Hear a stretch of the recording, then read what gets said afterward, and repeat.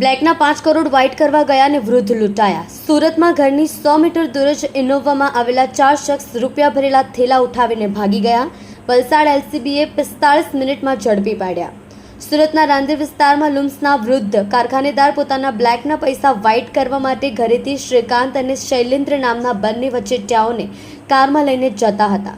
ત્યારે આ રૂપિયા આપવા માટે પોતાના બંગલાથી 100 મીટર દૂર ગયા. આ રૂપિયાની સામે વૃદ્ધને આરટીજીએસ મારફતે વ્હાઇટ એન્ટ્રી મળવાની હતી, પરંતુ એક ઇનોવા કારમાં આવેલા 4 શખ્સે કારમાંથી પૈસાના થેલા પોતાની કારમાં મૂકી દીધા હતા અને ત્યારબાદ વૃદ્ધની કારમાં બેઠેલા શ્રીકાંત અને શૈલેન્દ્રને પણ પોતાની કારમાં બળજબરીથી બેસાડી દેવામાં આવ્યા હતા. જો કે વલસાડ એલસીબીની ટીમે ફિલ્મી ઢબે તેઓનો પીછો કરી 45 મિનિટની અંદર જ 4 આરોપીઓને ઝડપી પાડ્યા છે. વલસાડ જિલ્લા પોલીસની ટીમે કાર, 4 કરોડ 55 લાખ રોકડા અને આરોપીઓનો કબજો સુરત પોલીસને સોંપ્યો છે. સુરતમાં બનેલી લૂંટની ઘટનાની જાણ વલસાડ પોલીસની ટીમને મળતા વલસાડ જિલ્લાના તમામ મુખ્ય માર્ગો ઉપર નાકાબંધી ગોઠવી હતી. જે દરમિયાન બાતમીવાળી કાર આવતા વલસાડ જિલ્લા પોલીસની ટીમે બગવાળા ટોલ નાકા પાસે આરોપીની નાકાબંધી જોઈને આરોપીઓ રોંગ સાઈડ ઉપર ભાગી ગયા હતા. વલસાડ જિલ્લા પોલીસની ટીમે બાતમીવાળી કારનો ફિલ્મી ઢબે પીછો કર્યો હતો. આરોપીએ પારડી તાલુકાના પલસાણા રાવરા ફરિયામાં આવ્યા હતા. વલસાડ જિલ્લા પોલીસની ટીમે 2 આરોપીઓને ઝડપી પાડ્યા હતા અને જે બાદ આરોપીનો કબજો વલસાડ પોલીસ પાસેથી સુરત પોલીસે મેળવ્યો હતો. હરીશભાઈ વાંકાવાલા કરીને છે ફરિયાદી.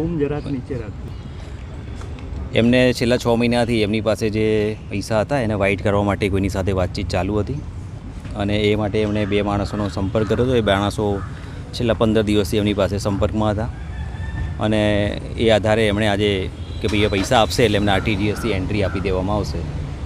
આજે એ લોકો બંને જણા આવ્યા હતા અને ગાડીમાં પૈસા મૂકી અને અહીંયા જગ્યા ઉપર આવેલા હતા અને એમને એન્ટ્રી આરટીજીએસથી એન્ટ્રી થઈ જશે એવું કહી અને બીજા માણસો આવ્યા હતા. તો આ 2 માણસો અને પૈસા એ લઈ અને એ લોકો ગયા છે. આરટીજીએસથી એમણે એન્ટ્રી હજી કોઈ આપેલી નથી. તો આ બાબતની તપાસની કામગીરી ચાલુમાં છે. મોબાઈલ અને ગાડી નંબર જે આપ્યો છે એ આધારે તપાસ ચાલુ છે. કઈ ગાડી લઈને આવ્યા હતા સાહેબ?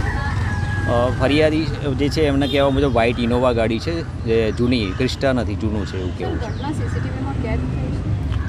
આગળ સીસીટીવી કેમેરામાં જોઈએ છે. અહીંયા તો કોઈ સીસીટીવી કેમેરા લાગતા નથી જગ્યાઓ. સાહેબ, જે મીડિયેટર હતો જે વ્હાઇટ કરવા આવ્યો હતો તેને કઈ પલસાણા પાસે ઉતારી દેવામાં આવ્યો છે એવી હતી?